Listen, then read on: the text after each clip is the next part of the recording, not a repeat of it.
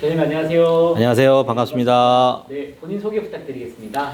네, 저는 그 2002년부터 뉴 닉네임이라고 할 수 있는 시너지 플래너, 뭐 한글로 번역하면 상생기획자라는 단어로 사회활동을 시작을 했고요. 지금 현재 세 가지 측면의 일을 하고 있습니다. 하나는 청년 중심의 일자리 창출이나 또는 진로, 취업 쪽 분야에서 MD나 마케팅 직업군의 기술별 교육을 해왔습니다. 20년 가까이 해왔고 한 3,500명 정도를 직접 교육도 하고 코칭이나 멘토링을 해서 취업 연계까지 해본 경험이 있습니다.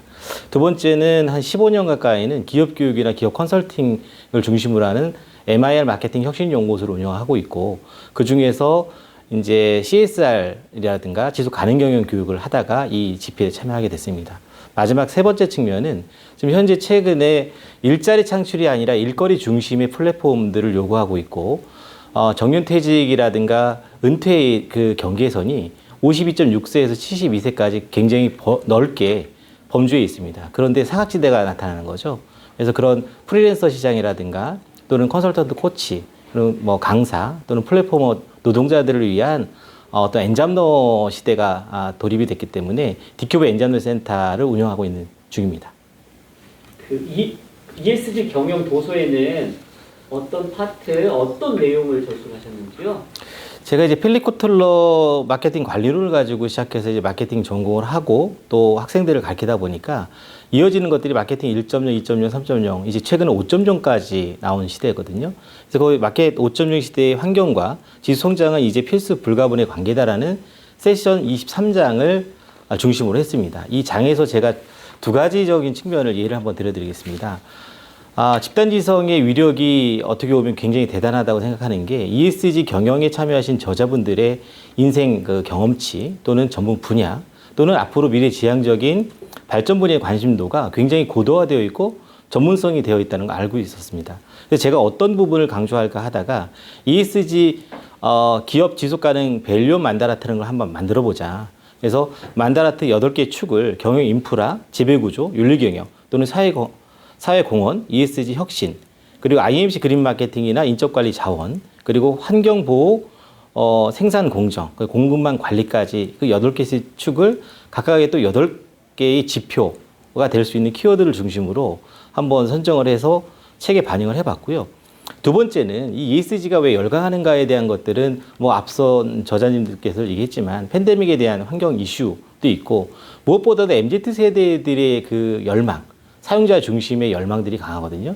근데 요즘 스타트업들의 뭐 이슈를 좀 보면 제가 사례에도 얘기를 했지만 MZ세대 스타트 기업으로 성장하고 있는 기업 중에 무분별하게 버려지는 플라스틱 컵이나 올바른 분리배출의 시민의식이 부족하다는 차원에서 문제 발견을 했고, 그걸 해결하기 위해서 스타트 기업 이노버스의 스셈이라는 사례가 굉장히 우수한 사례입니다. 예를 들면 1인들이 커피를 하루에 뭐 한 잔 이상이 아니라 두세 잔씩 먹게 되는데 그 전 세계인들이 그 플라스틱 컵만을 재활용하고 재생산하는 데 투입이 된다 그러면 탄소 배출이라든가 탄소 중립에 대한 지대한 공헌을 할 수 있다라는 굉장히 우수한 사례고, 지금 공공기관에 있는 커피 관련된 거나 또는 그 대형 프랜차이즈에서 하는 커피 프랜차이즈업에서 이런 시스템 같은 것들을 설치하여 운영하다 보면 탄소 배출이나 탄소 중립에 굉장히 우수한 재활용 사례가 될 수 있다고 생각을 합니다. 두 가지 측면을 반영했습니다. 그 ESG 경영의 핵심 관점과 하고 싶으신 이야기가 있다면 말씀을 부탁드립니다.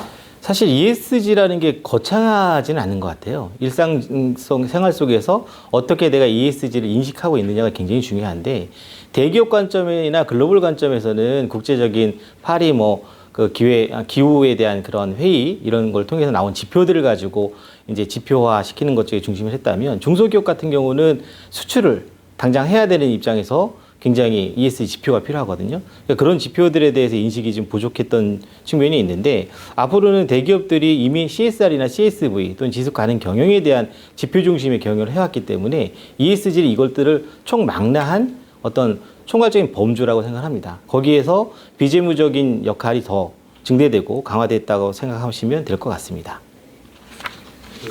ESG 산업은 세계적으로 또는 국내적으로 어떤 방향으로 좀 전개될지 좀 고견이 있다면 말씀해 주세요. 어쨌든 글로벌 그 플랫포머 기업들께서 이제 탄소 중립을 2030년, 40년, 50년까지 하겠다, 나라별로 하겠다라고 했는데, 역시나 지금 춘추 전국인 것 같습니다. 지표에 대한 표준도 정해지지 않았고 글로벌 기준도 다 틀리고 근데 결국에는 나라별 국가 표준에 따른 한국형 ESG 지표에 대한 게 나오게 될 것이고요. 그 지표를 중심으로 해서 친환경 기업가 정신부터 거버넌스 쪽에 필요한 기업 경영에 대한 윤리 가치 것들이 재정립이 되게 되는데 앞서 우리 저자들 같은 경우 컨설팅이나 교육이나 코칭 쪽으로 참여하신 분들이 많기 때문에 이런 국제 표준의 지표 또는 한국 지표에 부합하는 그런 역량, 지식 또는 인사이트를 가지고 접근하는 게 필요하지 않을까 하는 생각이 듭니다.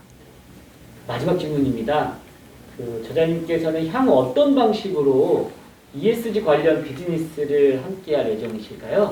아까도 말씀드렸지만 우리나라는 그냥 좀 이상한 구조가 되어 있는데요. 예를 들면 노조위원장을 한다 그러면 연봉이 굉장히 높습니다. 근데 대학교 학장님이라든가 학과장을 하다 보면 연봉이 좀 낮게 책정이 되는 시대가 됐거든요. 그리고 52.6세에서 72세까지의 퇴직 예정자와 또는 은퇴자, 내가 은퇴를 선택한 사람과 그 사이의 갭이 20년 차이가 나는데 우리나라의 박사급만 해도 50만 명이 되고요.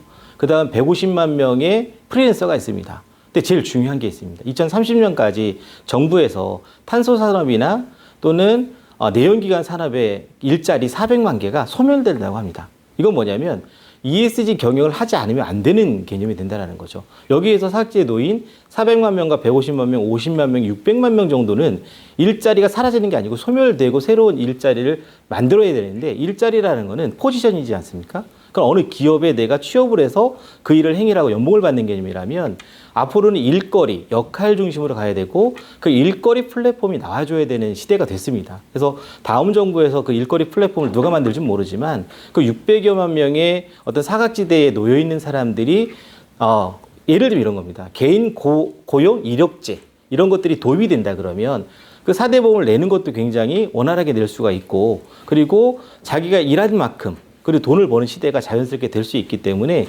그런 쪽에 좀 거시적인 측면에서 노력을 할 것이고요. 두 번째는 디큐브 엔잡는 센터를 이제 서울에서 운영하고 있는데 신중 일자리 플랫폼에 김용기 박사님이라든가 각각의 이제 박사님, 저자님들이 집단지성들이 꽤 많이 형성되고 있어서 그분들과 연대해서 지식인으로서 사회에 공헌할 수 있는 쌍방향 코칭이라든가 컨설팅이나 멘토링을 돕는 그런 일에 이제 일가견에 도전하겠습니다. 최근 사실은 ESG 경영 지필에 참여하면서 제가 바뀐 게 하나 있습니다. 사무실에서 조기컵을 아예 안 씁니다. 머그컵을 쓰기 시작했습니다. 이거 하나만으로도 저는 ESG 경영을 개인이 실천할 수 있는 사례라고 보고 이런 간단한 것부터 주변인들한테 또는 가족한테, 지인들한테 전파하고 알리면서 생활하도록 하겠습니다. 감사합니다.